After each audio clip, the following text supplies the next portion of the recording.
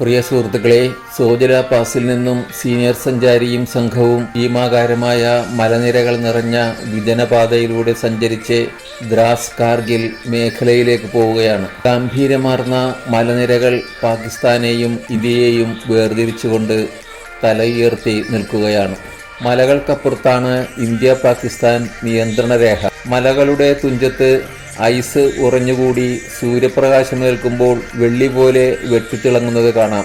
ചെങ്കുത്തായ മലനിരകൾ, വിവിധ കളർ ഷെയ്ഡുകൾ, പാറകൾ മാത്രം നിറഞ്ഞ പർവ്വത ശിഖരങ്ങൾ, പാറകൾ വെട്ടി അരിഞ്ഞെടുത്തതുപോലെ ചില സ്ഥലങ്ങളിൽ കാണാം.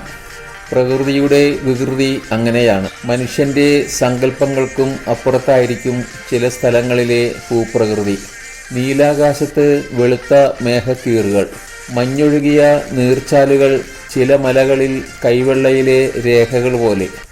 മലകൾ അരിഞ്ഞെടുത്ത് നിരപ്പാക്കി നിർമ്മിച്ച നാഷണൽ ഹൈവേയിലൂടെ ഞങ്ങളെയും കൊണ്ട് ടൂറിസ്റ്റ് ബസ് പാഞ്ഞു. വളരെ അപകടം പിടിച്ച ദുർഘടപാത. സമതല പ്രദേശങ്ങളിൽ പുല്ലുവളർന്ന് താഴ്വര സൃഷ്ടിക്കപ്പെട്ടിരിക്കുന്നു.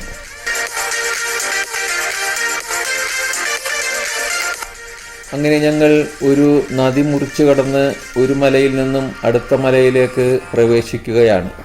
ബോർഡർ റോഡ്സ് ഓർഗനൈസേഷൻ നിർമ്മിച്ച വെള്ളി നിറമാർന്ന പാലം നദിക്ക് മുകളിൽ കാണാം.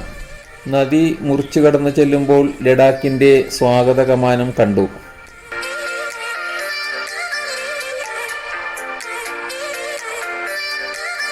മിനാമാർഗ് എന്ന സ്ഥലത്തേക്കാണ് ഞങ്ങൾ എത്തിച്ചേർന്നത്. ലഡാക്ക് പോലീസിന്റെ ഒരു ഔട്ട് പോസ്റ്റ് ഇവിടെ സ്ഥാപിച്ചിരിക്കുന്നു.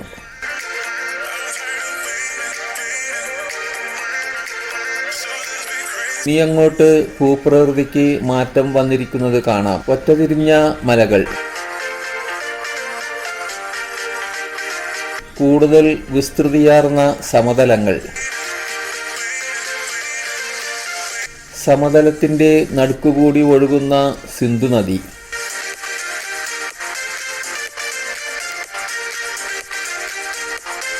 സിന്ധു നദി വളഞ്ഞു തിരിഞ്ഞു പോവുകയാണ്.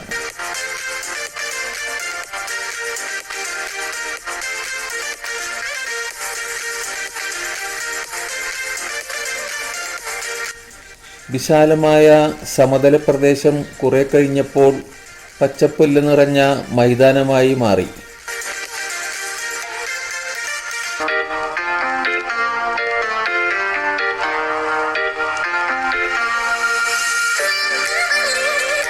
ഇവിടെ നിന്നു മുതൽ കെട്ടിടങ്ങൾ കണ്ടു തുടങ്ങി.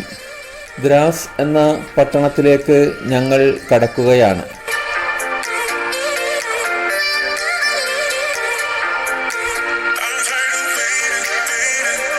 വിശാലമായ നദിക്ക് കുറുകെ നിർമ്മിച്ചിട്ടുള്ള നീളമേറിയ പാലം കണ്ണിൽ ഉടക്കി.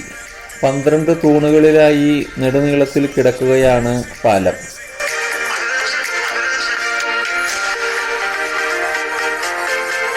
ഇനി അങ്ങോട്ട് ദ്രാസ് പട്ടണം നീണ്ടു നിവർന്ന് കിടക്കുകയാണ്.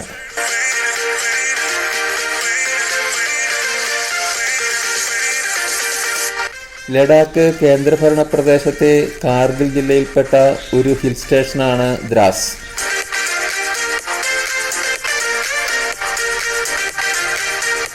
ലഡാക്കിന്റെ കവാടം എന്നാണ് ദ്രാസ് പട്ടണത്തെ അറിയപ്പെടുന്നത്.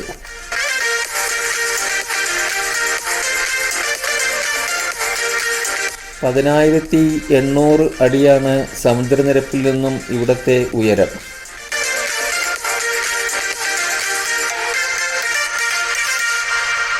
ലഡാക്ക് പ്രദേശത്തെ ഏറ്റവും തണുപ്പേറിയ പട്ടണമാണ് ദ്രാസ്. ശൈത്യകാലത്ത് -20 ഡിഗ്രി വരെ ഇവിടെ തണുപ്പ് അനുഭവപ്പെടാറുണ്ട്. ദ്രാസിൽ നിന്നും സോനാമാർഗിലേക്ക് 63 കിലോമീറ്ററും കാർഗിൽ ടൗണിലേക്ക് 58 കിലോമീറ്ററും ആണ് ദൂരം.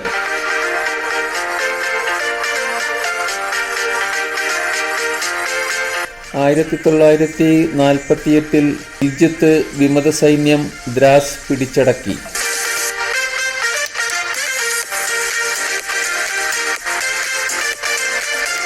ഓപ്പറേഷൻ ബൈസൺ എന്ന പേരിൽ ഇന്ത്യൻ സൈന്യം ടാങ്കുകളുടെ പിൻബലത്തോടെ ഗിൽജിത്ത് വിമതരെ തുരത്തി ഓടിക്കുകയും ദ്രാസ് തിരിച്ചുപിടിക്കുകയും ചെയ്തു.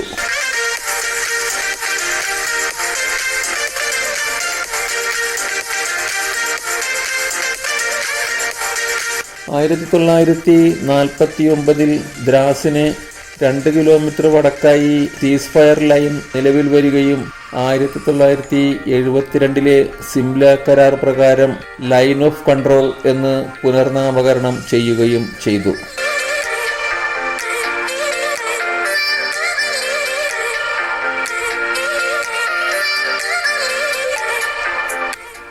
1999 മുജാഹിദീൻ ഭീകരർ ദ്രാസിനെ 4 കിലോമീറ്റർ മാറി തോലോലിംഗ് പ്രദേശത്തും 8 കിലോമീറ്റർ മാറി ടൈഗർ ഹിൽ പ്രദേശത്തും ആക്രമണം നടത്തി കാർഗിൽ യുദ്ധത്തിൽ കലാശിക്കുകയും 1999 മേൽപ്രദേശങ്ങൾ തിരിച്ചുപിടിക്കുകയും ചെയ്തു.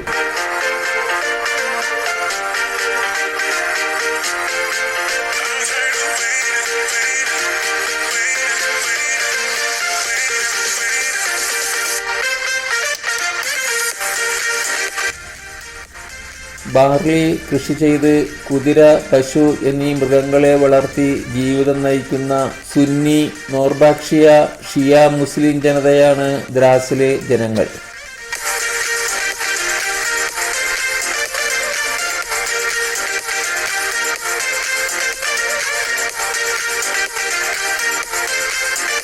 ആയിരത്തി 1999 നടന്ന കാർഗിൽ യുദ്ധത്തിന് ശേഷം ഈ പ്രദേശം ഒരു ടൂറിസ്റ്റ് ഡെസ്റ്റിനേഷനായി മാറി.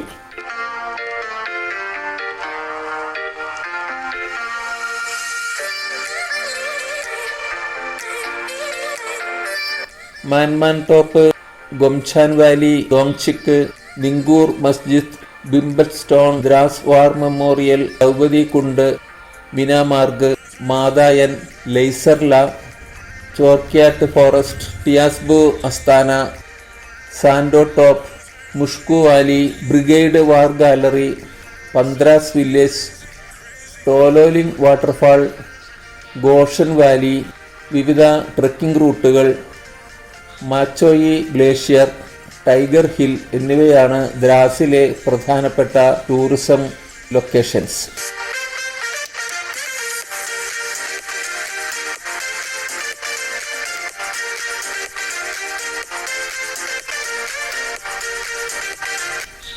അങ്ങനെ ഞങ്ങൾ ദ്രാസിലെ കാർഗിൽ വാർ മെമ്മോറിയൽ കവാടത്തിൽ എത്തിച്ചേർന്നു.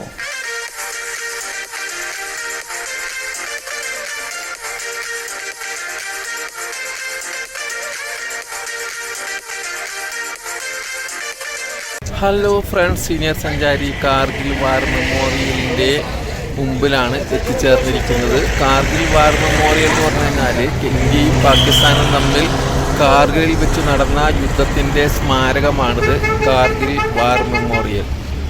നമുക്ക് കാർഗിൽ വാർ മെമ്മോറിയലിൻ്റെ ഗേറ്റാണിത് പുറകിൽ കാണുന്നത്. ഇവിടെ നമുക്ക് പോയിട്ട് എന്തെല്ലാം കാഴ്ചകളാണെന്നുള്ളത് നമുക്ക് നോക്കി കാണാം. പട്ടാളക്കാരൻ്റെ നിർദ്ദേശപ്രകാരം അണിനിരന്ന ഞങ്ങൾ പാലിക്കേണ്ട നിർദ്ദേശങ്ങൾ അദ്ദേഹം ഹിന്ദിയിൽ പറഞ്ഞു. अंदर कहीं भी बैठना नहीं, बैठ के फोटोस नहीं खींचना, ठीक है सर? आपको कटो के फोटो खींच सकते हैं. घास के ऊपर जाना नहीं, घास के ऊपर जाना मना है. दाहिने बाएं हरकत करने के लिए फुटपाथ और ट्रैक्स को इस्तेमाल.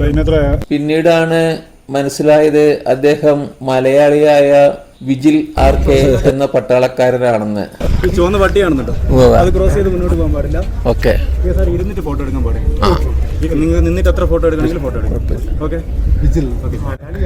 അദ്ദേഹം ഞങ്ങളെ അകത്തേക്ക് നയിച്ചു. കാഴ്ചകൾ കണ്ടു തുടങ്ങി.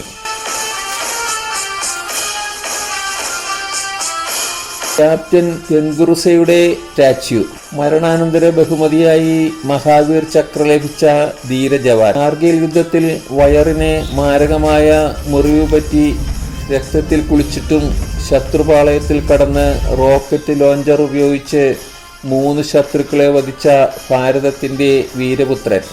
ഇത് ക്യാപ്റ്റൻ ക്ലിഫോർഡ് നങ്ക്രു.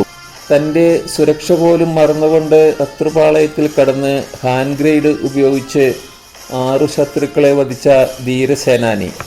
ഇദ്ദേഹത്തിന് മരണാനന്തര ബഹുമതിയായി മഹാവീർ ചക്ര സമ്മാനിച്ചു. ഈ കാണുന്നത് ക്യാപ്റ്റൻ അനൂജ് നയ്യാർ. ചാർലി കമ്പനിയുടെ കമാൻഡർക്ക് പരിക്കേറ്റതിനെ തുടർന്ന് ക്യാപ്റ്റൻ നയ്യാർ കമ്പനിയുടെ ചുമതല ഏറ്റെടുക്കുകയും റോക്കറ്റ് ലോഞ്ചർ ഉപയോഗിച്ച് 3 ശത്രുക്കളെ വധിക്കുകയും ചെയ്തു. പക്ഷേ ഷെല്ലേറ്റ് ഇദ്ദേഹം മരണത്തിന് കീഴടങ്ങി. മഹാവീർ ചക്ര ലഭിച്ച മറ്റൊരു ധീര ജവാനാണ് മേജർ വിവേക് ഗുപ്ത. ടോലോലിംഗ് ഭാഗത്ത് ശത്രുക്കളെ തുരത്തുന്നതിനിടയിൽ 2 ബുള്ളറ്റ് ശരീരത്തിൽ തറച്ചിട്ടും 3 പാകിസ്ഥാൻ ശത്രുക്കളെ വകവരുത്തി. ശത്രു സൈന്യത്തിന്റെ ബുള്ളറ്റ് ശരീരത്തിൽ ഏറ്റുവാങ്ങിക്കൊണ്ട് 3 പാകിസ്ഥാനി പട്ടാളക്കാരെ നേരിട്ട് കൊലപ്പെടുത്തിയ ധീര സൈനികൻ ആണ് മേജർ രാജേഷ് സിംഗ് അധികാരി. അദ്ദേഹത്തിന് മരണാനന്തരം മഹാവീർ ചക്ര സമ്മാനിച്ചു. 3 പിമ്പിൾ കോംപ്ലക്സ് യുദ്ധമുഖത്ത് വെച്ച് മൈൻ വിതറിയ ശത്രുപാളയത്തിലേക്ക് ഉരുണ്ടുകയറി ബങ്കർ പിടിച്ചെടുത്തുവെങ്കിലും ഗ്രനേഡ് പൊട്ടി മരണപ്പെട്ട ജവാൻ മേജർ പത്മപാണി ആചാര്യ.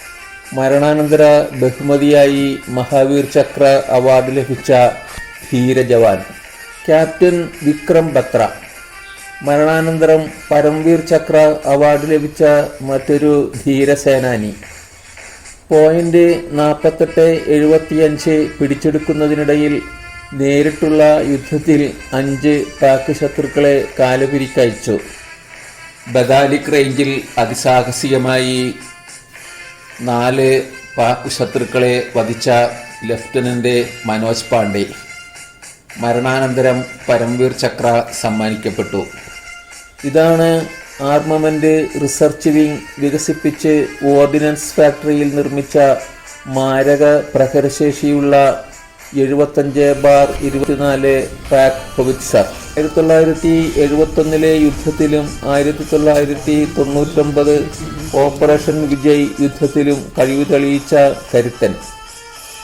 ഓപ്പറേഷൻ വിജയ് എന്നു പേരിട്ട കാർഗിൽ യുദ്ധത്തിന്റെ മുഖ്യ സ്മാരകമാണ് ഈ കാണുന്നത്. പിങ്ക് സാൻഡ്സ്റ്റോൺ കൊണ്ട് നിർമ്മിച്ച സ്മാരകത്തിന്റെ ചുമരുകളിൽ ബ്രാസ് പ്ലേറ്റിൽ കാർഗിൽ യുദ്ധത്തിൽ വീരചരമടഞ്ഞ ധീരസേനാനികളുടെ പേരുവിവരങ്ങൾ രേഖപ്പെടുത്തിയിരിക്കുന്നു. യുദ്ധം നടന്ന ടോലോലിംഗ് മുനമ്പ്, ടൈഗർ ഹിൽ, ബത്ര ടോപ്പ് എന്നിവ ഇവിടെ നിന്നാൽ കാണാം.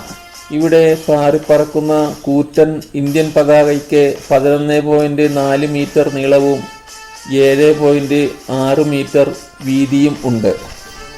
ഫ്ലാഗ് ഫൗണ്ടേഷൻ ഓഫ് ഇന്ത്യ ആണ് 2012 ഈ പതാക സ്ഥാപിച്ചത്. 30 മീറ്റർ നീളമാണ് ഫ്ലാഗ് പോസ്റ്റിനുള്ളത്. ഈ കാണുന്നത് യുദ്ധത്തിൽ വീരചരമം പ്രാപിച്ച ധീരസേനാനികളുടെ സ്മരണികകൾ ആണ്. എല്ലാവരുടെയും പേരുവിവരങ്ങളും ഓരോരുത്തരും സേവനമനുഷ്ഠിച്ച റെജിമെന്റുകളുടെ പേരും മരണപ്പെട്ട തീയതിയും ഫലകങ്ങളിൽ കൊത്തിവെച്ചിരിക്കുന്നു. ഭാരതത്തിന്റെ വീരപുത്രന്മാർക്ക് രാഷ്ട്രം ആദരാഞ്ജലികൾ അർപ്പിച്ചുകൊണ്ട് സ്ഥാപിക്കപ്പെട്ട സ്മരണ കുടീരങ്ങൾ. ഈ പുറകിൽ കാണുന്ന മലകളുടെ പിറകിൽ നിന്നാണ് പാക് ആക്രമണം ഉണ്ടായതും ഇന്ത്യൻ ജവാന്മാർക്ക് നേരിടേണ്ടി വന്നതും.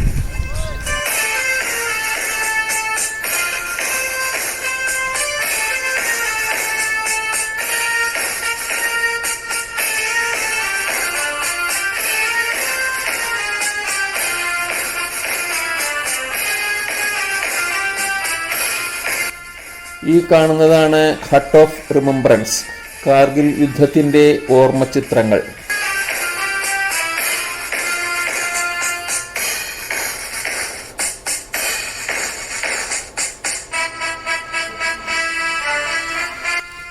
ഈ ഹാളിൽ വെച്ചാണ് കാർഗിൽ യുദ്ധത്തെക്കുറിച്ചുള്ള വീഡിയോ പ്രദർശനം നടക്കുന്നത്.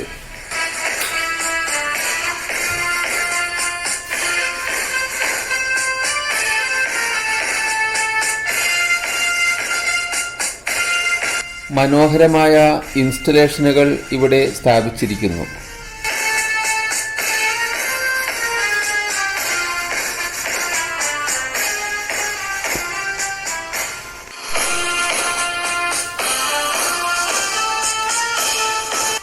ഇതാണ് 155 mm field howitzer Bofors gun.